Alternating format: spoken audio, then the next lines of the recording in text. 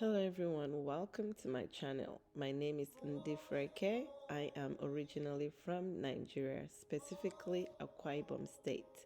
I am a wife, a mother of 3 boys, and a nurse practitioner. And today I'm going to tell you my testimony of how I went from being homeless to a CEO. Enjoy.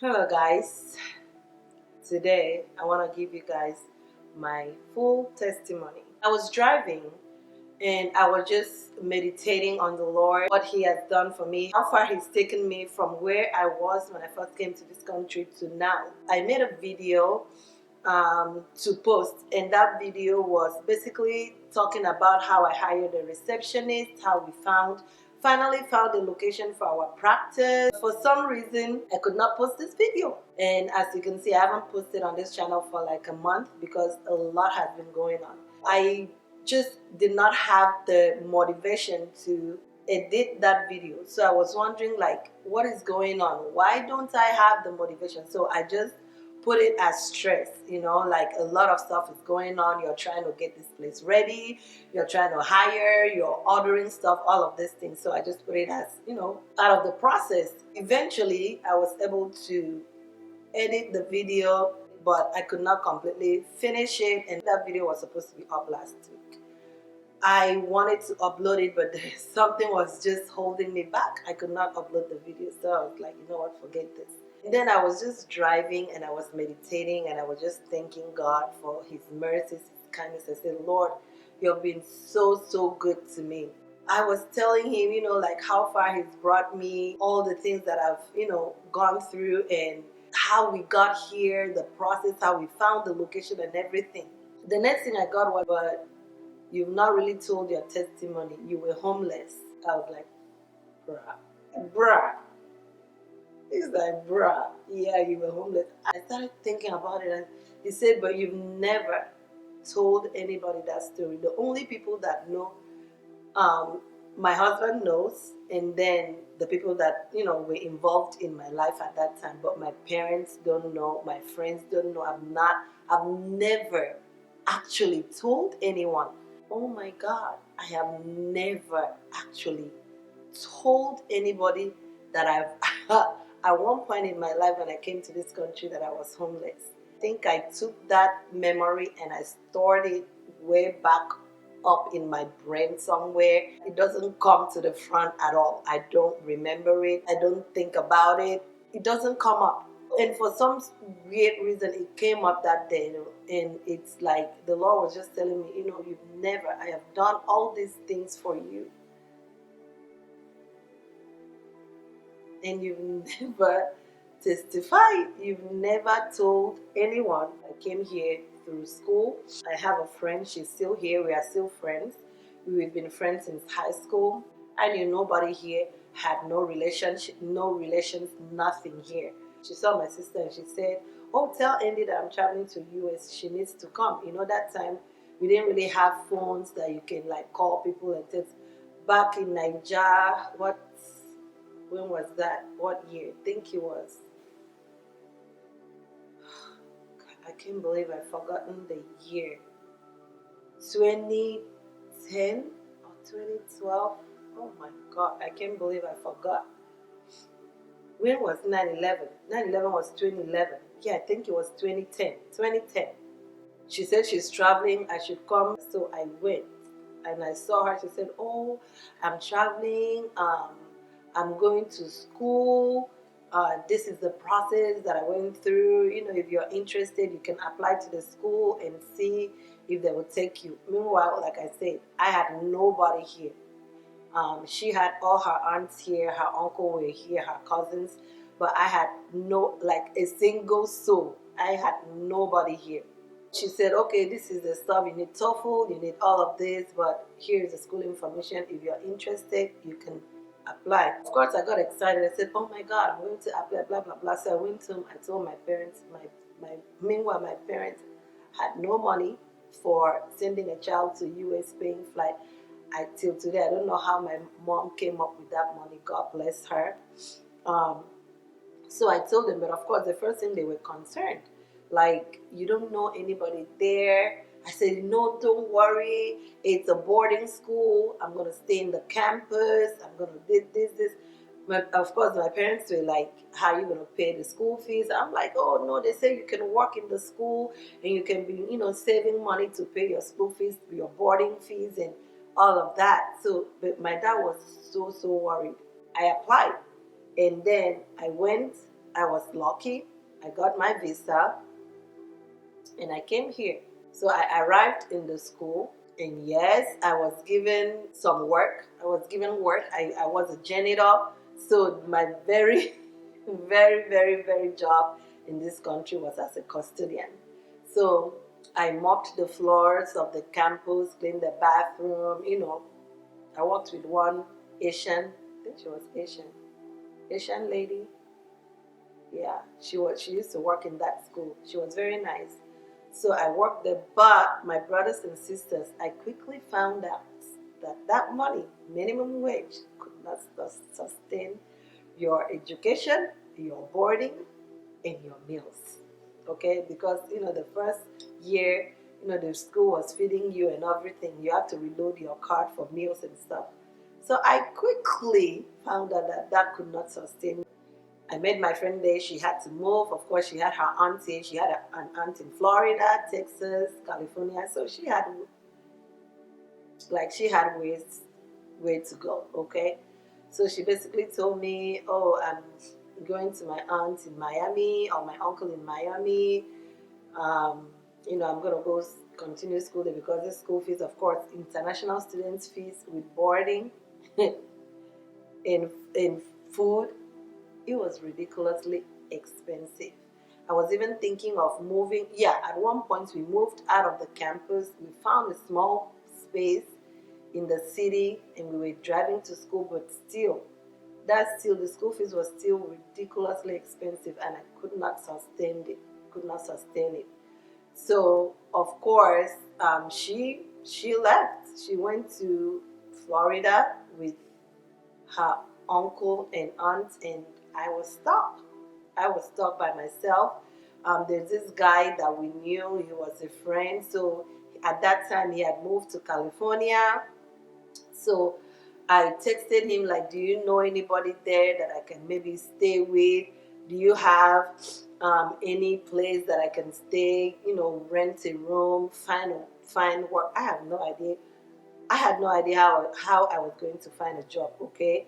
I have no clue, but all I know is that I was stuck and I could not keep paying for that place. And if you drop out of the school, then you cannot be employed by the school. So that means I was out of work and I needed money. So so I told this guy, so he said, "Oh, yes, I know somebody here. You can come to California and, you can come there, find a place. Maybe we can rent and share rent and blah, blah, blah. We can find a job." I said, "Cool." I booked my flights. No, actually, I took Graham bus because I could not afford a flight. So I booked my bus. I bought my bus ticket. And I took the Greyhound. I still remember it was the Greyhound bus. And here I go to California. So I called this guy before I left. I told him the bus stop that I'm going to be at, what time I'm going to get there, blah, blah, blah. Because again, there's no cell phone that I was going to be communicating with him on the way, on the road. So he was like, cool. It was an overnight travel. I got to the Greyhound station, got out, everybody got out, each person entered their car, boom, this one entered the car, boom, everybody was gone. But of course, it's a bus station, so it's very busy, but I did not have nowhere to go. And I got there in the morning and I called this guy, no answer. I called this guy, no answer. I called this guy, no answer. I called this guy, no answer. And honestly, I think he eventually came in the evening. He answered when I called, and not again, like it was nighttime. And then he eventually came, and I honestly think it was God that could not let him rest, that made him come to get me. So I stayed in that Greyhound station all day, and in the evening he came. But when he came, of course, there were stories of, oh, I'm so sorry, where I really thought was gonna work out, it's not gonna work out. I don't have a place for you, so I don't know what you're going to do. Maybe you should just find a motel, a place that you can stay for now, because the place that I thought was gonna work out, it didn't quite work out. There's no place for you to stay, basically. So I said, okay, at least take me to a motel. So he took me. I think that was the last time I saw that guy. He took me to a motel, and then this was a friend that we knew. I knew him from back home. We were all doing this school runs and coming here, so it wasn't like somebody I was, afraid of. So I checked into the motel, and I was like, Indy, you are in trouble. You are in trouble. And that's when it hit me that I am homeless in a new country, in a new city, with no one to call, no way to go, nothing to do. I I was stuck. I was stuck in that place. Um, and the little money that my mom gave me, again, I don't know how she got that money. My mom, I think she gave me $800. Then years ago, $800 was a lot of money.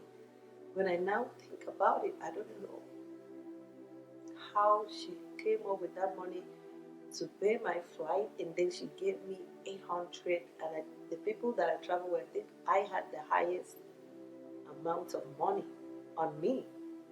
$800 she gave me. I mean, to other people, it sounds so little now, but then it was a lot of money. And I was saving that money, like, and a lot of things happened in that school that I don't even want to go there. But today I just want to focus on the homeless part. So I was spending that money there. The only thing I think that guy did for me was that there were other people, from my state in there that I knew, like that he knew. He introduced me to them, and I was talking to them, but hey, they don't know me. Um, it's just somebody you meet, so they weren't gonna say, come, stay, they felt pity, but that was about it. So I was in that place for a week, and my money was just declining. So I remember the last day I spent my money. That was my last money that I had for that space that would pay for that place. It was a week in total, and the last day, I remember going on my knees and I told God, "Oh, let me say this before. I don't want to skip this." So among these people, right, that I now knew, one of them gave me an offer, said, there's this person that I know he's gonna take you, you can go stay there, he helps a lot of people, but I'm gonna be honest, um, he might ask some compromising this thing, you know what I wanna say, but I don't wanna say it on the video. And the very first person that came to my mind, it wasn't even God, it was my dad. I was like, no, I can't. I'm sorry. I can't do it. I'd rather starve than that. I cannot do it. So I declined the offer. I said, no, thank you. Thanks for trying, but no. So I remember the last night I just went on my knees and I cried. And I told God, I said, my mom, because my mom was a school principal, and there was always so many people in my house because my mom was always feeding people's children. It was always putting them to school because some of them dropped out, some of them did not have money for their WAEC. If you're in Nigeria, you know what WAEC is. Some of them did not have money for their WAEC, so my mom would bring them to the house and they would stay with us and finish their education. They would stay with us and take their WAEC. My mom, of course, planted a lot. So once we harvested, my mom would divide it up and she would be giving it to people. I mean, our house was always full of people. So I said, God, this cannot be. For the sake of my mom, I used my mom for that prayer. I said, Lord, my mom always houses people. He always feeds other people's children. And I cannot be stranded because of her, because of what she does. Like, it's impossible. You cannot leave me stranded for the sake of her, for because of what she has done. Please help me.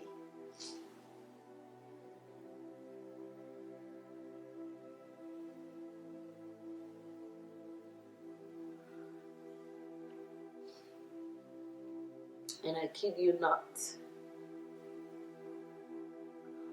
that very same day,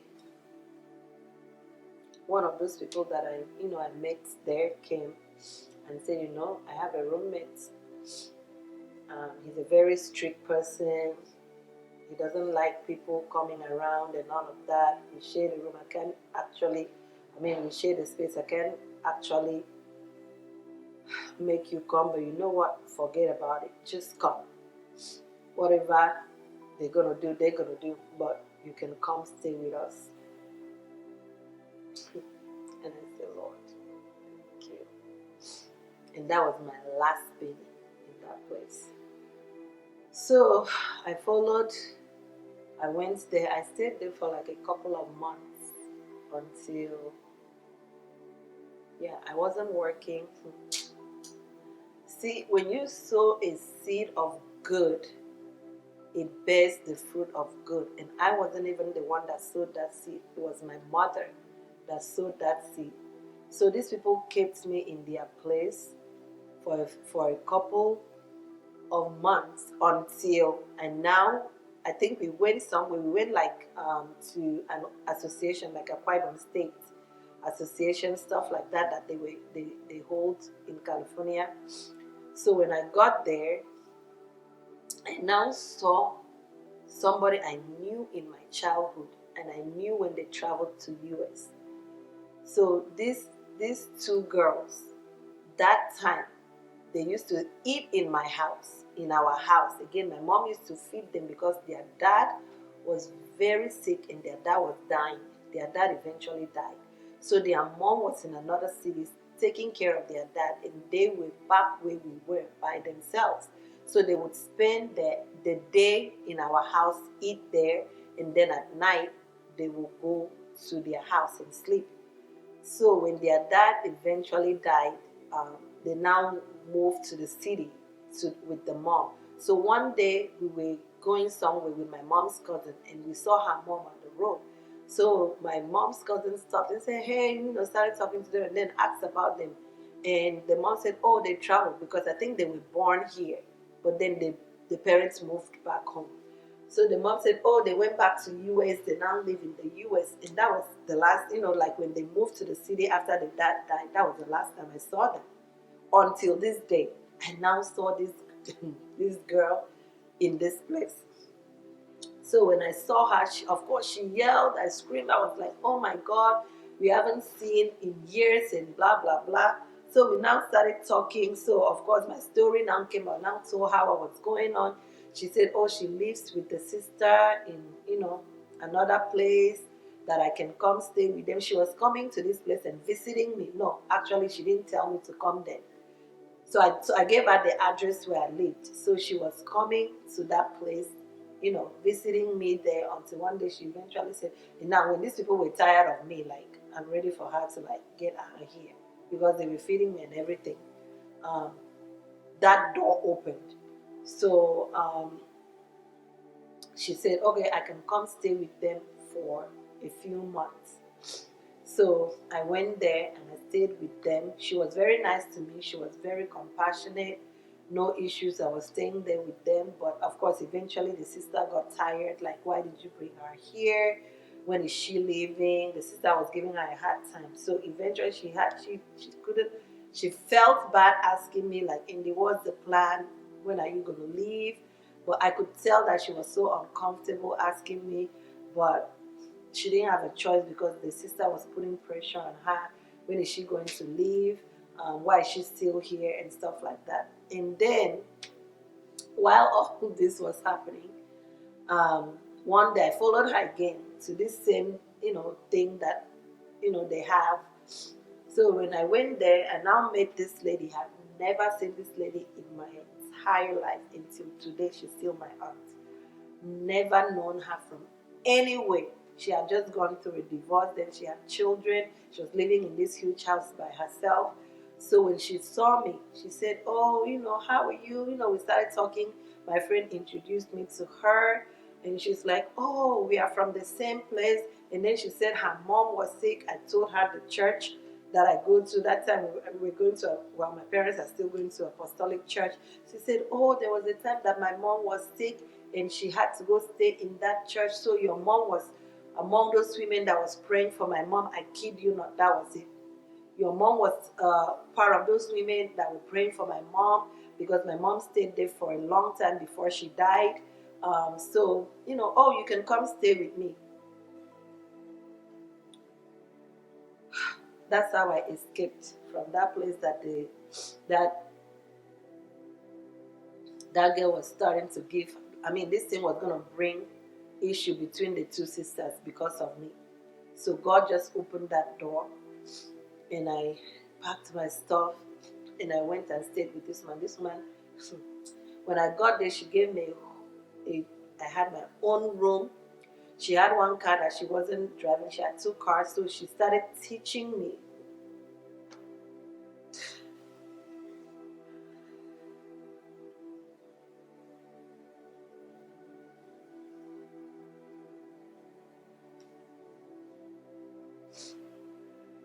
She took me as her daughter.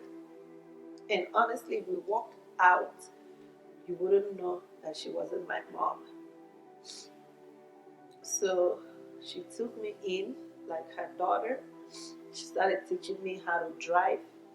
She started giving me that her other car to drive. She took me to the, I don't remember how they call it anymore, but it's not the MVA in California.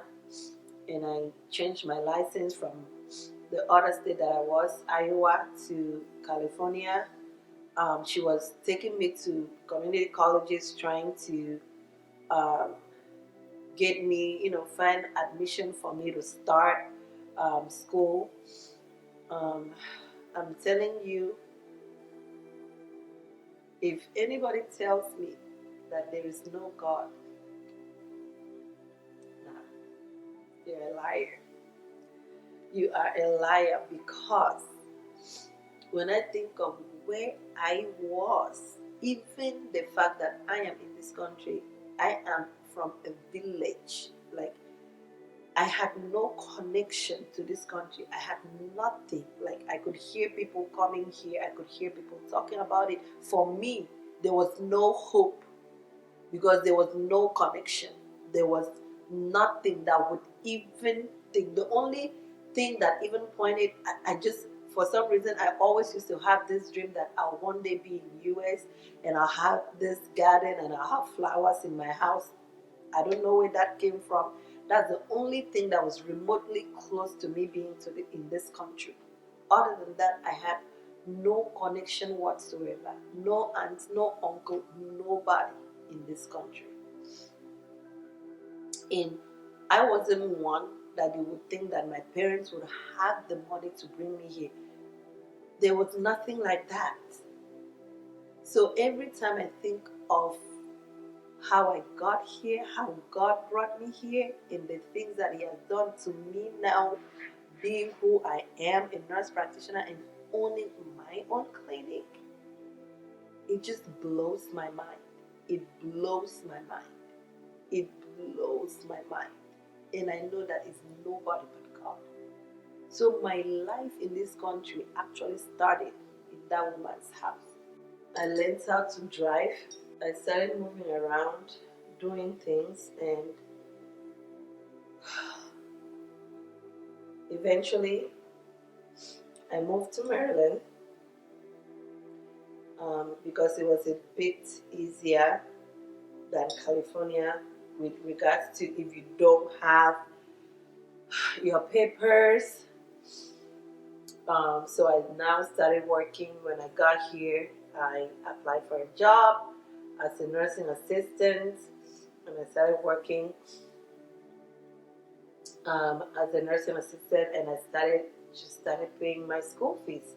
One thing I always had in the back of my mind was that I always knew who I wanted to be. I always knew why I came here and what I wanted to accomplish here. So education was always in the forefront of my mind. No matter how difficult it was, I was sacrificing my weekends for school. I was sacrificing my money. So I would get paid probably like $1,000, and my school fees was like $700 and something every month. And every time I get paid, I would just take it, put it in school fees, save the rest for my rent. And I still remember somebody asking me when they found out that I paid that much for school fees. They said, "Oh my God, you paid that much?" Because I knew where I wanted to go, and I knew that I had no choice. I didn't have anybody.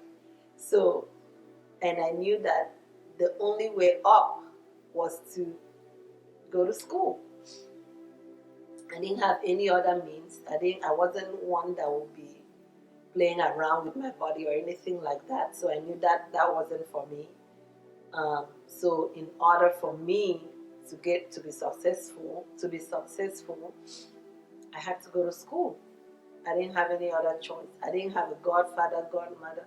The only person I have was my God, and that and He took care of me. He took care of me.